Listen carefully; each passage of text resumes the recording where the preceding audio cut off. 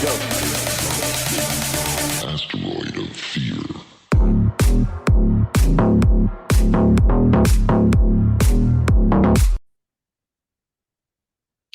Hey everyone, welcome to another episode of the Men of the House podcast.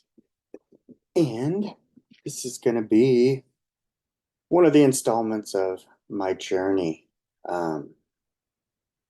Yeah, just got out of the shower wearing my favorite t-shirt for this from Just Be with Scotty G. Be authentic, they'll adjust.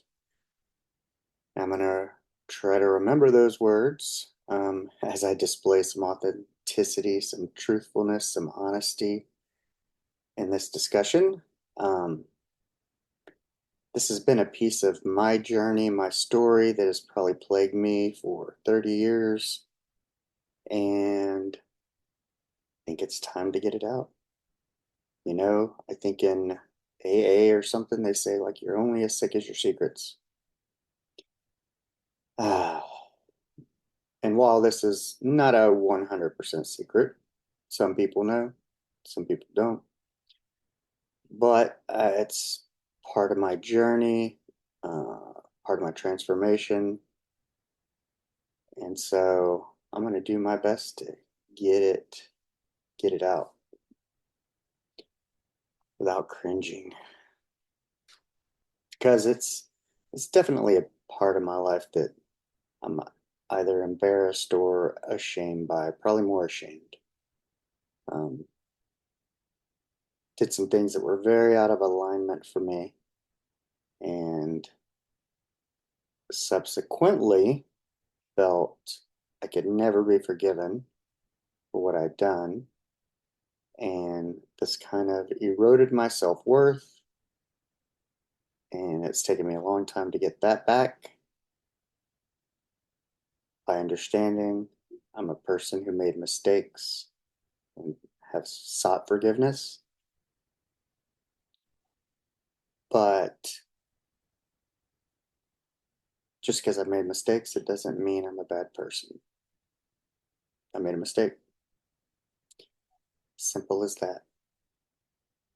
So, here we go. Let's start at high school, right before the Navy. I tried to graduate high school 2 years early, but didn't make the cut for whatever it was. I was trying to do this program at University of North Texas where you do your first 2 years of school, college, and last 2 years of high school concurrently. That didn't work. I didn't get in, accepted, whatever it was. So the following year, during my junior year, I knew that I only had like 2 required classes in the fall, 2 required classes in the spring. So I went ahead and went to junior college over the summer, knocked those out, and skipped my senior year. Came back at the end of summer 2, gave them my transcripts, and got my diploma. I barely just turned 17. So I was 16 that summer. I think I turned 17. And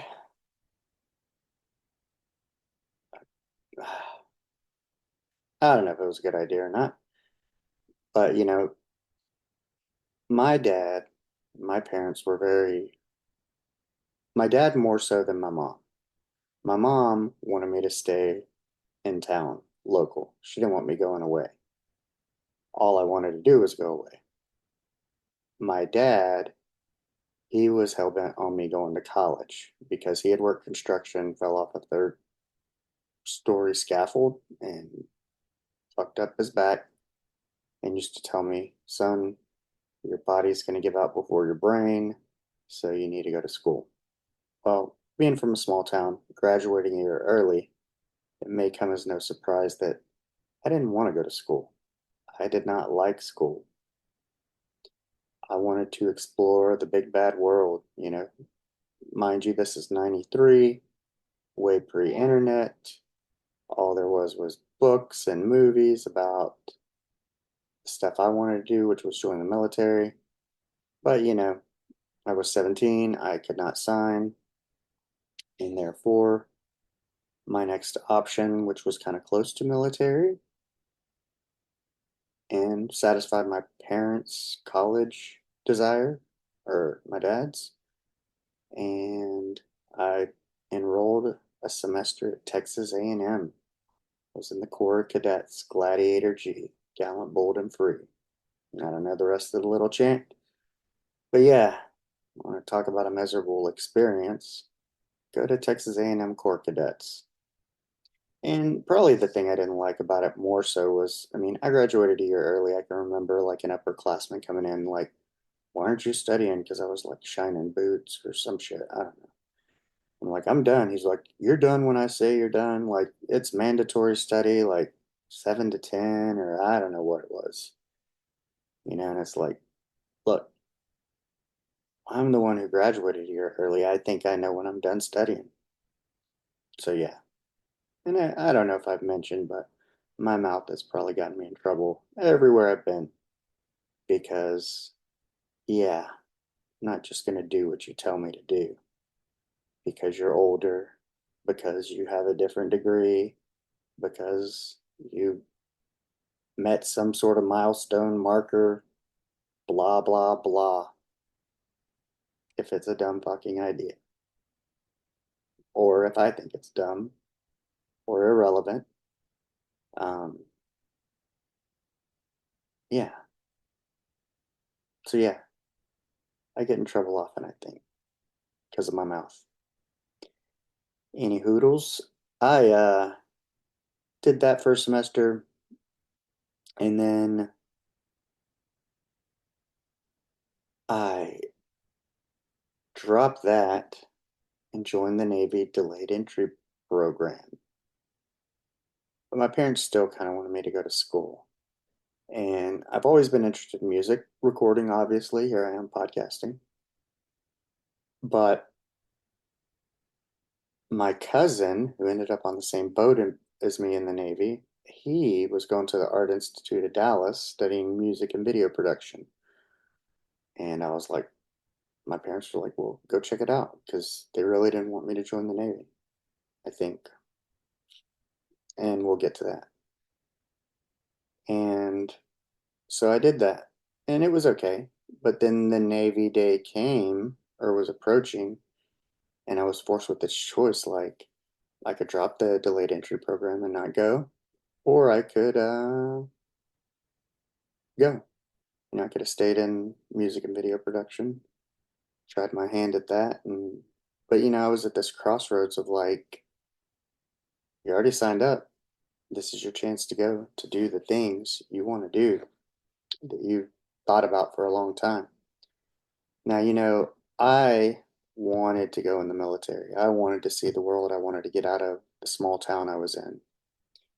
And my parents reluctantly agreed, but they agreed on the condition because remember I told you that uh, college was important. So, on the condition that I joined the Navy Nuclear Engineering program, and I qualified, and the recruiters that my dad heard what he wanted to hear, which was like, oh, you get like the equivalent of 2 years of college and get a guaranteed job when you get out. And I'm sure a lot of parents in that late 80s, early 90s kind of time frame were all about this kind of program. This was the best route. There was no podcasting or, what being a musician, an actor, a comedian, anything of the arts or any kind of thing that we don't typically think of as a job today or that seems impossible, like a pipe dream or something. That was definitely the story back then. It was all, I mean, kind of programming. Go to college, go to college, go to college. And now we know, some of these institutions took bribes to let celebrity children in and whatever else. Yeah, they're about as corrupt as everyone else. They're all about their own interest, the donors, the money, the reputation, and yada, yada, yada. But of course, nobody knew that, or everybody was just participating in the corruption. It just wasn't as evident, but I'm pretty certain it goes that far back because, Buck tells me, he retired from Texas A&M in the 80s from being a professor. after his naval career. And he said, like, the new generations of teachers and, you know, the culture, that's why he got out of it. He didn't like it. So, yeah, I'm sure it was as full of shit and phony baloney as it is now. I'm not saying there's no point in education. I have a master's degree. I've learned quite a bit. I've learned how to learn. And I think education has a place. I've said it many times in podcasts before. My education wasn't about the education because there's so many ways to learn nowadays, but it was about juggling all the different things, having some staying power, completing something. Um, you learn a lot of that. And I think there's something to be said for that. Let's go back. So, I did not want to be a Navy nuclear engineer, but I did want to join the Navy. And so, my parents signed as long as I agreed to do that. And then the time came and I was faced with a decision, go, don't go. And I said, fuck it, I'm going. Might as well do it now, right? I can always come back to the Art Institute. Well, and right before, I had grown up with asthma, and my recruiter knew and was like, well, if it doesn't bother you, just don't say anything. And I felt guilty about this because, I don't know if I've explained to you guys, but although I wasn't overly religious, I did believe in something, maybe having had traumatic experiences as a child, whether it was that, I inherently knew that there was something bigger than myself and never had to be told about it. Wasn't raised in a church. I just kind of knew, like, felt it. And so, that bothered me because I didn't like to lie, cheat, steal, and do all that bullshit. So, I can remember telling my grandfather like about this, like, well, I hear you're gonna have this moment of truth in boot camp. Everybody talks about it, and I'm like, oh, I don't want to lie, because it's this big deal, and especially like when you don't have, I'm 17. This is the early '90s, um, pre-internet, pre-everything, and so what you don't know, you don't know, and not saying that you can get away with lying or what they're gonna do to you, but I don't know. I'm pretty sure there's some people who lie get away with it. It's not like I had any criminal record or anything, but I remember telling my grandfather being worried about it, and he's like, just be honest. That's all you can do. Like, do the right thing. Be honest. Maybe that's where I get that from. And so I can remember thinking about that, being worried about it, and wondering if I was going to do it, waiting for that moment. Is it going to disqualify me? And man, and then you're like, oh, then I dropped out of the Art Institute just to be disqualified or whatever. So, and I remember talking to my mom, like telling her, she wanted me to stay local, go to local college. She might have even signed for me to join like a different branch, like Marine Corps Reserve or something, if I agreed to stay in town, because I kind of did want to go in the Marines. I wanted to be challenged because I think I've told you guys that being a small guy, 4'11", 90 pounds, you know, not growing when everybody else did, and everybody's bigger than you and they want to fuck with you. Um, and, I always had this thing where I had to prove to everybody that I was much more than this little person. And having had asthma and been sick as a child and being burned, all those things, it was like I was always told what I couldn't do and always had to prove to everyone what I could do. And this kind of ties into self-worth was, I thought about this, that proving to other people I could do what they said I couldn't made me feel worthy, self-worthy. And but I think I used to have it confused that my self-worth was tied to my accomplishments. So I always did well in school, this and that, and my parents kind of praised me for that. Um, but yeah, your self-worth is not tied to your achievements. But anyway, we get, I remember telling my mom, and she's like, well, you don't have to join, or you don't have to do the nuclear program. She's like, we already signed for you when you get to boot camp. Just tell them you want to do something different. I was like, oh, mom kind of is on my side.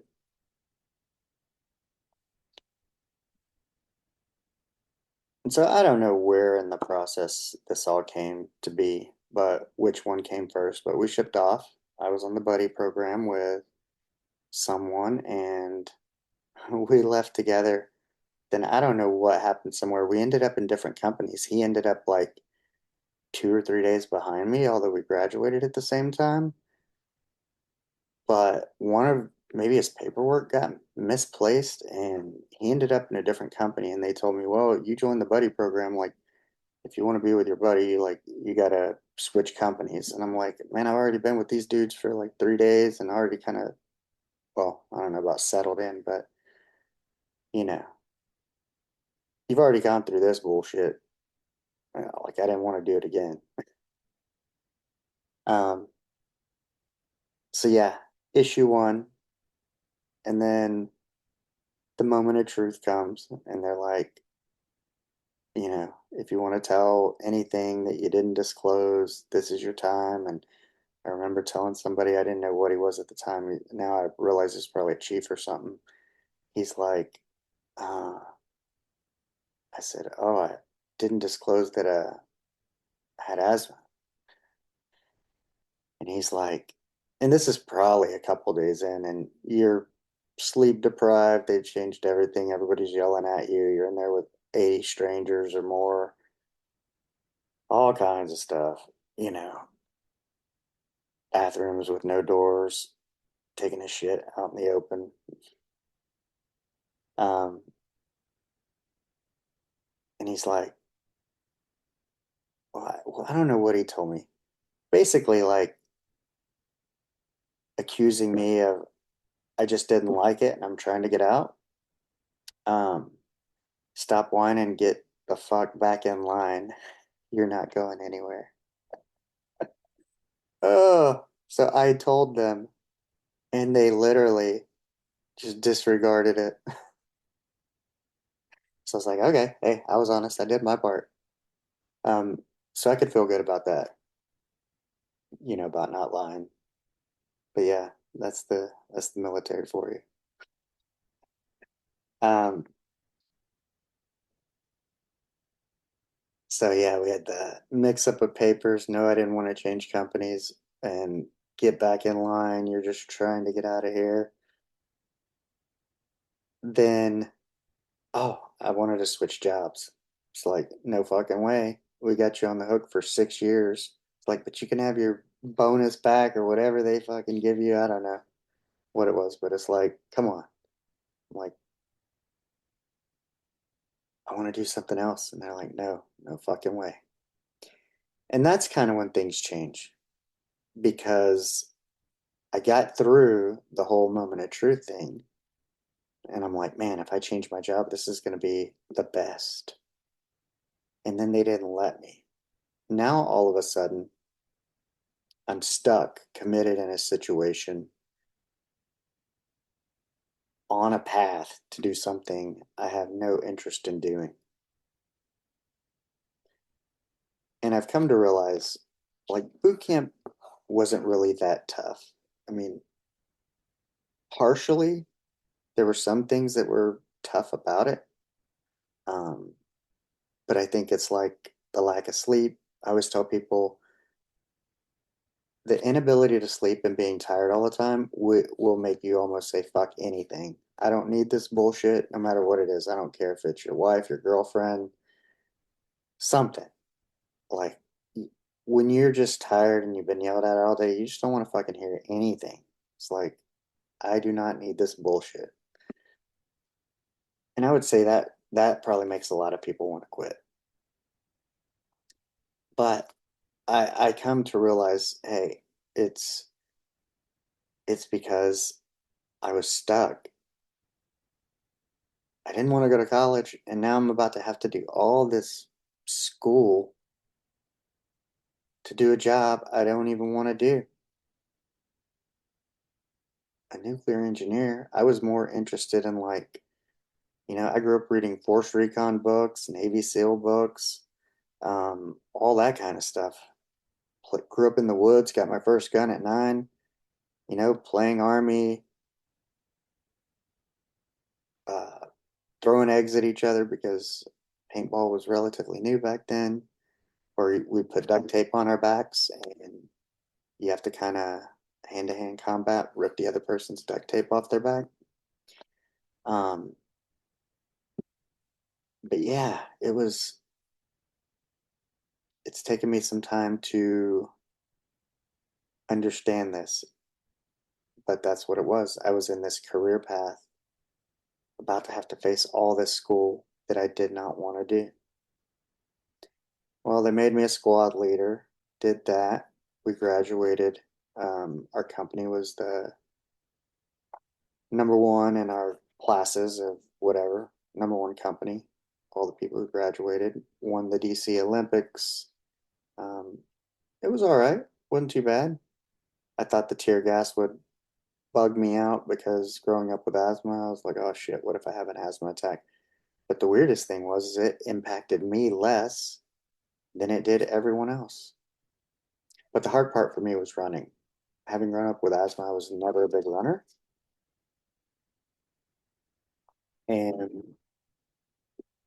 I was also small, short, probably wasn't even this height. I was probably 5'4" when I graduated. And so, yeah, I can remember like, I don't know, I think 11 minutes was the cutoff or something, or maybe it was 13 minutes. And yeah, it was 13 minutes, I think. And I knew like, well, it's like you're gonna get into that. But it wasn't until like a week before graduation we ran it, and I ran like a 13:10. I was like, oh fuck. Like I gotta shave 10 seconds off. And so, and if you don't know, you have like your graduation ceremony on a Friday. You get to like spend some time with your family over the weekend because they come down to visit on a Friday or watch the whole parade stuff. And you actually take your final PT test and graduate. You do that the Monday after the graduation ceremony. So there's a chance you may not even graduate. Yeah, there's some people who went out and got drunk or some, instead of permission to cross the quarter deck, I think one of the person, we used to call him JJ, he looked like JJ Dynamite. He was like permission to cross the patio daddio. I think he got rolled back. I did do it twice. And so yeah, that Monday I was like, I hadn't run just that 13:11 the week before, and I was like, oh shit, man, this is gonna be fucked up. And there was one other dude, I think Nicholas Nunez. I also worked with a Nick Nunez in Austin. He was a doctor, MD. But I gotta stop saying that word. He and I were the two smallest guys. We used to get on the mattress pad and go under the all the bunks to get the dust bunnies. That was our job because we were the smallest dudes. He's like, just keep up with me. And then there was another person who I was close with who was like, you know, it was like me and Nicholas, keep up with him because we were the shortest guys. And we did. And I ran a 9:51. I was like, "Ugh." So that was a confident moment. And I graduated. But now I'm going into 2 years of training in school that I don't want to do. Oh, and there was some other stuff in there too. Like my highest score on my ASVAB was electronics. My lowest score is kind of mechanics, but I still was high enough to get into the program. But like a dumbass, I don't know. I think Paul wanted to be a machinist mate because I think you can dive with it too. Underwater welding, so like career opportunity. I should have chose electronics technician, but my dumbass chose machinist mate. My lowest score, I can't work on shit. Took me 7 hours to put together a vanity. I just finished today. So, yeah, I am not a handyman. I'm a words, concepts, things, spatial, cerebral. I cannot fix anything with my hands. I can. Take that back. I'm just not very good at it. Some people are very naturally inclined. I was not. But yeah, I should have probably chose electronics tech. I don't know if it would have made a difference. But we ended up in the school. I had been a squad leader in boot camp, and now I was a classroom master at arms, kind of in charge of people's behavior. And you know, I did okay. Like, I mean, first couple exams, I got like a 3.57, um, 3.3, maybe a 3.8, and well, so this is the thing. If you fell out of nuke school, you get to select another job. Hmm, I forgot when that came on my radar. Because remember, I was going to be stuck doing a job I did not want to do, and they wouldn't let me select anything. They insist I do this. Get back in line. So, well, I don't know when it came on my radar that if I failed out, I could select another job. So maybe my third or fourth test was a two something. Maybe I had a couple of low test scores. Think I got in trouble for that. Hey, what the fuck, Kraft? We should like whatever dereliction of duty. It's kind of like a write up, I guess. I don't know. NJP, non-judicial punishment, captain's mass. They're like, I'm like, why? And they're like, well, look at your scores. We know you're capable of making these scores, and now you're making this bullshit score. What is up? What's going on? Okay, okay, whatever. Mm. Well, we did this little song and dance. And so this was A school. I think it's 13 weeks. You finish that, then you go to like 6 months of nuclear, maybe power school, and then you do, I don't know if it's 6 months somewhere else or a year and a half, like then you go to an actual like reactor place, I think, Pennsylvania, maybe a few other places to like get the hands on. It's probably like some school too. It's been a long time, 30 years at least, because this is when I was 17. Oh, I turned 18 then. Yeah. Um, but yeah, if I fell out of A school, I don't have to go to all this other school because you have to understand they wouldn't let me out in boot camp. You think once you graduate A school and go to the power school, they're gonna let you out? No, unless you just don't make it. I suppose you can fail somewhere along the way, but I think once you get that far, you're gonna make it. I would bet. But I'm sure somebody who listens to this will comment and prove me wrong, which is fine. I could really care less. But the point was is I didn't even want to go that far. I did.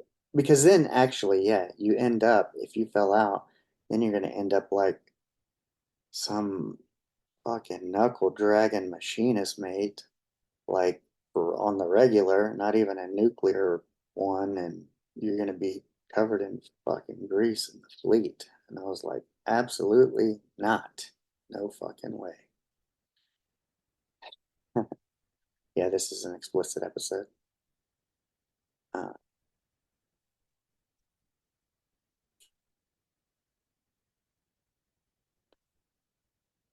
so yeah, it comes the end of A school or whatever, and we get the finale, the final, and I failed it. Oh, what did I make? I think I needed a 2.5 to pass. I think I made a 2.47. There was a couple other people too. So I'm like, here we go. I'm gonna get to select a new job. Eh. Do not pass go. Do not collect $200. You knuckleheads go to this room and study for 8 hours a day and come back in a week and retake the final. Hmm. I studied so hard I made a 197. Hmm. Yeah, I was not going to the next step. I didn't care. I was going to get a new job, and I did. Only it wasn't the one I wanted. Rat bastards. I mean, I played the game. I felt out like a gentleman. They should have allowed me to pick besides clerical and supply. They didn't. So, me and a couple other guys that didn't make it, we go to select jobs and we're sitting there and we're like in these rows of seats and stuff. And I got like, I think we got like a paper and like, he's got like all these fucking jobs. And I'm like, oh man, I'm like waiting to get mine. Yeah. And then mine's got like all this like redacted, like blacked out ink, like redacted stuff. Like, I'm like, dude, why does mine look like this? And the guy's like, well,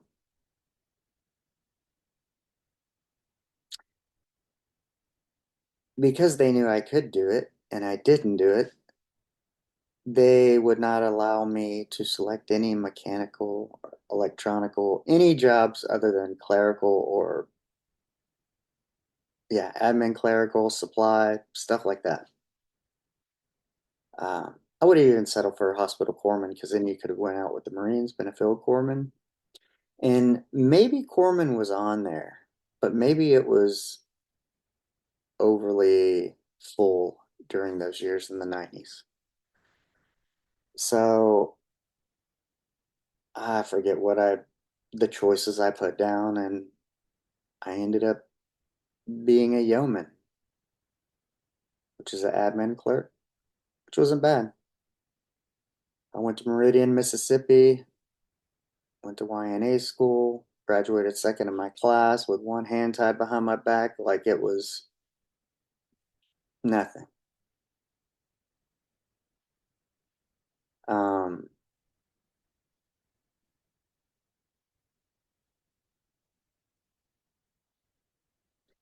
yeah, it was. I thought about where I want to squeeze this bad thing into the story, um, because it happens kind of in between here and there. But graduated second in my class and even got rolled back for mono. That's why. Because the thing was is I ended up getting stationed in Japan, but it was in the first class I was in, the CO of the base, kind of the way it used to go was like, oh, if you graduate first in your class, they lay out all the orders when you're done and you just get to pick. Um, I graduated second, I would have just got to pick. But I caught mono and got rolled back in one of these periods and I had to go on 7 days convalescent leave. And That's where they don't like dock you for your leave or anything. But I was sick for like a long time during this whole process. I don't even know how long the school is, but somewhere in between. I mean, I felt miserable. I used to, Meridian, Mississippi was so small that I used to come back to my hometown every 2 weeks when I wasn't standing duty because it was so lame. And I didn't drink or party or anything, so um but man, I was sick. I had a sore throat. I could not get rid of whatever it was. And I didn't really trust, I don't know. I cannot remember. I think I was home and my mom was like, I didn't feel well. I was sleeping a lot. And she's like, you know,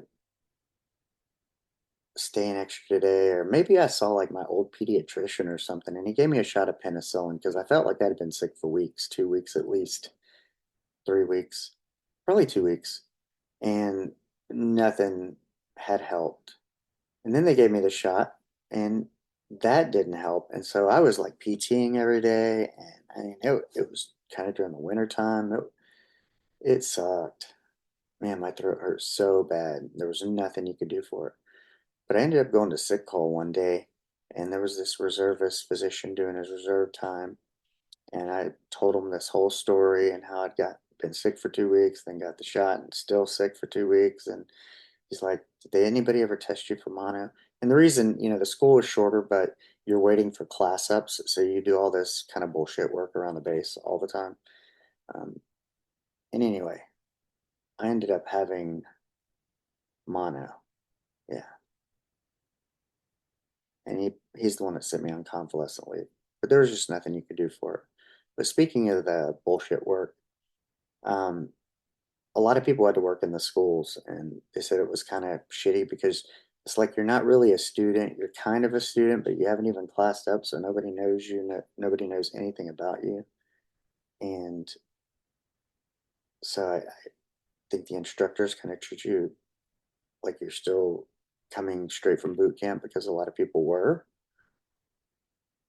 But I got to work with these Army and Air Force reservists, and at that base they were building like one of those tactical cities where law enforcement, military people can train.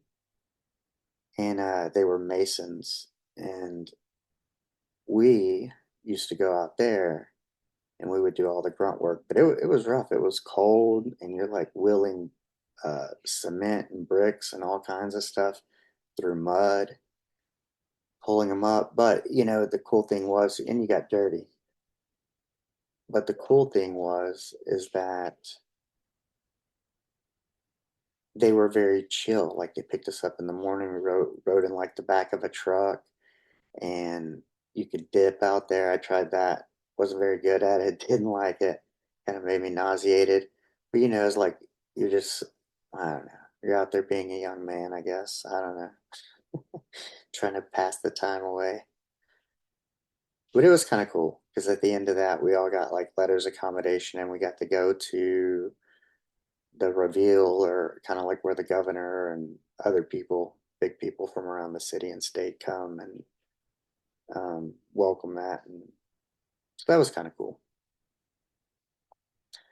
But we will go back to in between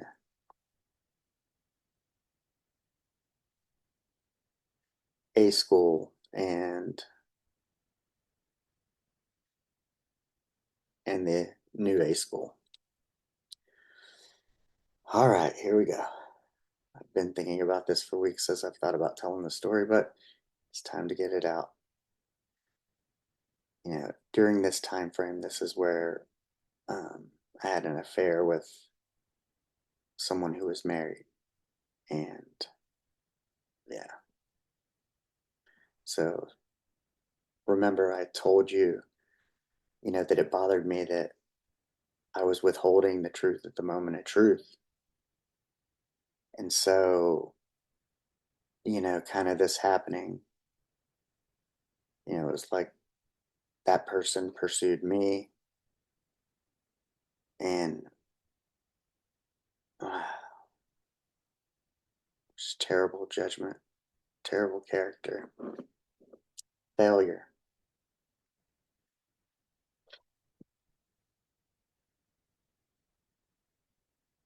And then you feel so bad, you feel so worthless that you're not even able ever to be forgiven. And that takes you to a dangerous place where I lived my life for many years. Um, because if you don't think you can be forgiven, then you don't care. When you don't care, you throw caution to the wind, you're very reckless, very mean, crazy, violent.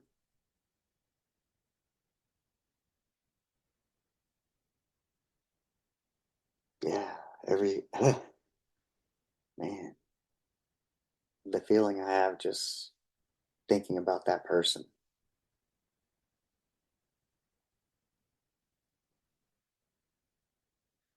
And that's why I say that that one thing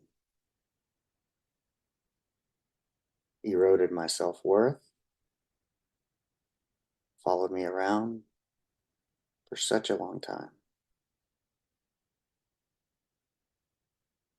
drove a lot of decisions and behavior because I would go through different periods of life, like, like every decade, like a little spell of where this kind of feeling worthless could creep back in. And then it just sets off a chain reaction of behaviors, choices.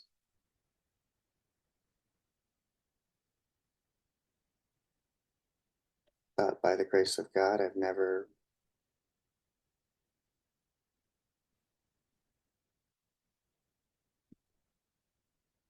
I'm alive. I'm not in jail. Yeah, I'm as surprised as anyone.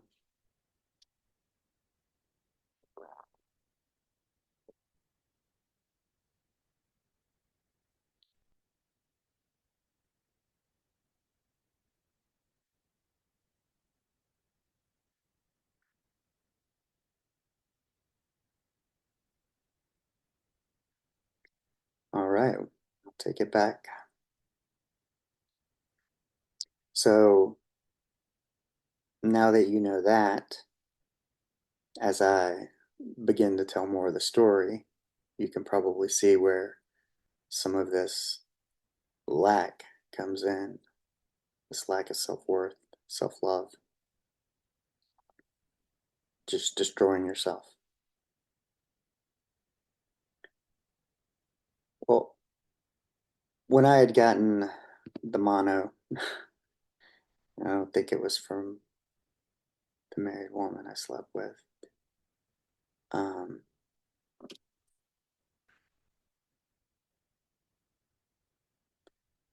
the base commander changed, and we got a woman CO. And it's interesting. I was reading an article today, something about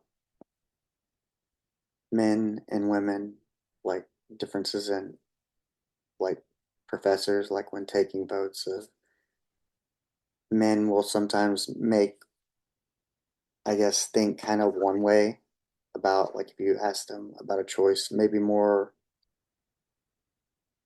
sacrificial, where maybe the females were more susceptible to be inclusive. That's what it was. Yeah. Females were more about inclusiveness and males were less, I guess, the opposite of, because that was the point. Well, that merit system maybe, I guess, didn't work for her. She didn't like it. Maybe some people didn't think it was fair. So all of a sudden, I was graduating second in my class. and getting whatever it was I got. There was no uh incentive. Yeah, it's like, you know, I've already been shafted. I've done this thing. I've written myself off as worthless. Oh, now this bullshit. And I ended up, I think I asked to go to like San Diego, Bremerton, Washington, or Pensacola, and they sent me to Japan. And believe it or not, interestingly enough, I was not thrilled to go to Japan initially. And I was bummed out about that. And then all of a sudden, like some people were going, and I had to take like 3 weeks or 2 weeks leave before I went. Like they couldn't get me a ticket out of there, but other people were going. But I'm like, put me on that flight. Now I got to go from like Meridian, Mississippi to Bullard, Texas. From like Podunk to Podunk. And wait my fate. Ah, during this time though, two things happened. I got jury duty, and I remember the judge giving me shit. I'm like, I have orders to Japan. Like, if I get chosen, like, I can't stay here. Like, I'm on my way here. He's like, I don't know what his problem was. This is early 90s East Texas. Rednecks for judges. Probably still are. Maybe somewhat. Maybe more progressive. It's 2024. However, he let me out, but he was a dick about it. And I missed I think it was the Kobe earthquake or whatever happened there. And I went right after. So I missed that and ended up going to Japan. And that was kind of, you know,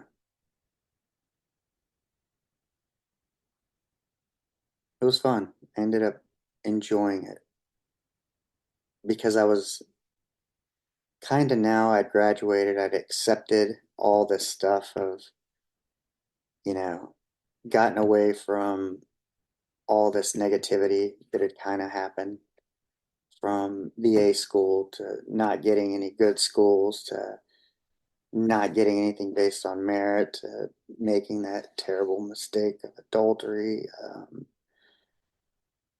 Yeah. And I'd finally resigned to the fact like I was in Japan. This was what I was going to be doing. Just thought I'd enjoy it. And I did. Went to Hong Kong and Thailand. And then I'd kind of forgotten, but, back in some point in time, college was always this thing with my dad. You know, he had encouraged me to apply for ROTC scholarships. And I can remember this is back in the day of like phone booths and calling cards. I think like he got the mail and it was like I'd gotten accepted because there was no emails and stuff like that. And full scholarship to like anywhere, all these schools I got into.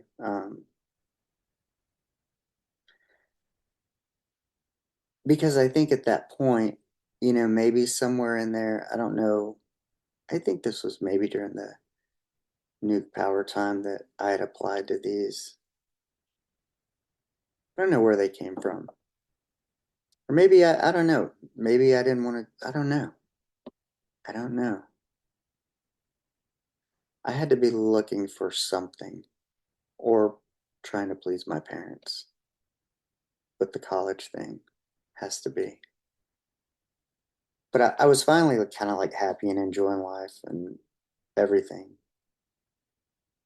Just being, just having a chance to be, not going to schools, not, I did my job, I had good TAD jobs, I always had good TAD jobs. But yeah, I was just having fun and I didn't want to go back to that buzzkill of a college. But I couldn't, my dad's like, well, we worked too hard for this. And I'm like, there's this thing of like, I've always been this people pleaser. I couldn't say no. I'm halfway on another continent. I had my 19th birthday in Japan, and I cannot tell my father, no, I don't want to do this.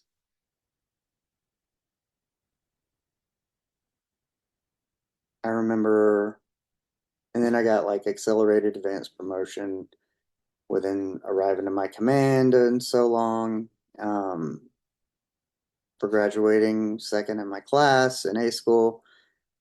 And I accepted the scholarship and got the promotion in the scholarship the same week. And there was a ceremony and I had a picture with the CO of my squadron and all that somewhere. But I couldn't say no. I got accepted to um, the Citadel, BMI, Texas A&M, University of Seattle, Washington, University or San Diego State, um, University of Florida, which is where I ended up going.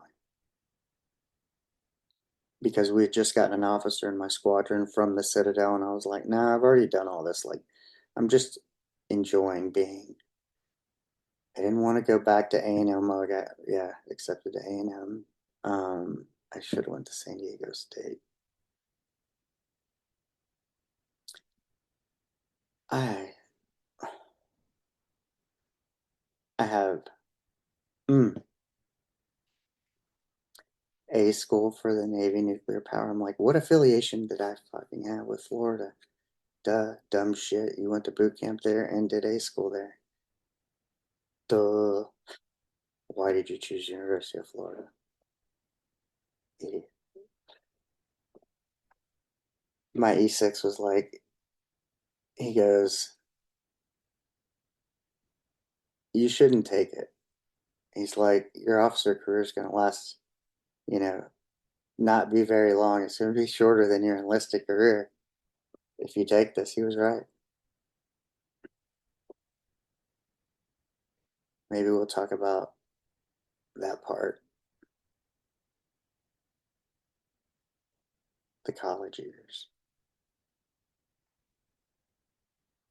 But yeah, some of the Navy was fun. I wanted to be there. I just didn't want to be doing what the fuck. I didn't want to do the nuke shit, and I didn't want to be a yeoman. But being a yeoman was actually a good job. It was really good. I learned a lot. I'm very gifted in that area. I did very well. I went to UIL typing on an IBM Selectric 2 in the early 90s in high school. Always did well at bookkeeping. So admin clerk was up my alley. And it's kind of prepared me for almost everything I've done, like to know, because you do so many things. Amcross messages. Back then, you had the mail. All the officers were sending their Playboy subscriptions there because their wives, for the boat. You were the pay guy. Um, orders, like a yeoman could do so much, so you get exposed to a lot. And I've had a lot of jobs like that, as you'll see as I continue to tell the story, but very valuable experience. I mean, obviously I excelled at it. I graduated second in my class. I probably could have graduated first, but I was in no headspace at that time, given what had happened, given that I didn't want to be there, all the different things combined, catching mono. Yeah, until I got to Japan and was just being, it was a shit show. But mostly because I just didn't want to be doing the things I was doing. I wanted to be doing something else. But when I look back at it, it's like,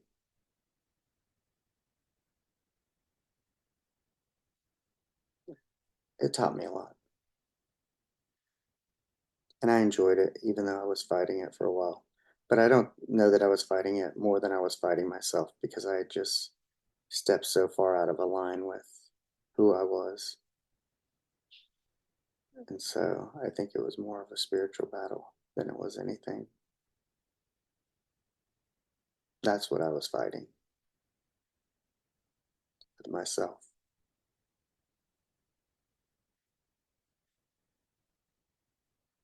I don't recommend it. Sometimes you got to, though. I'm just grateful and thankful to be on the other end of that, having survived that, and still got more decades of this to go to talk about. We're just making it to like my 1920-ish when I was my 19th birthday in Japan, and I took the scholarship then. So, yeah, that's barely where we're at. So we got a little bit to go. But I'm doing this early. It's getting late. We got another long day, like every day.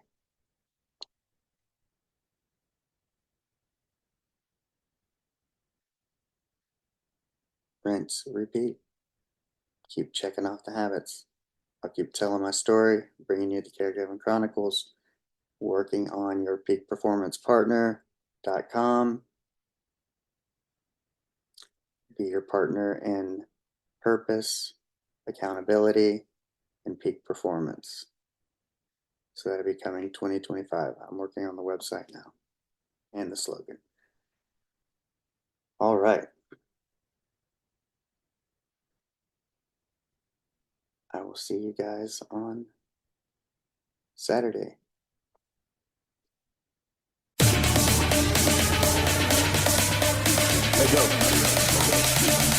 Asteroid of fear.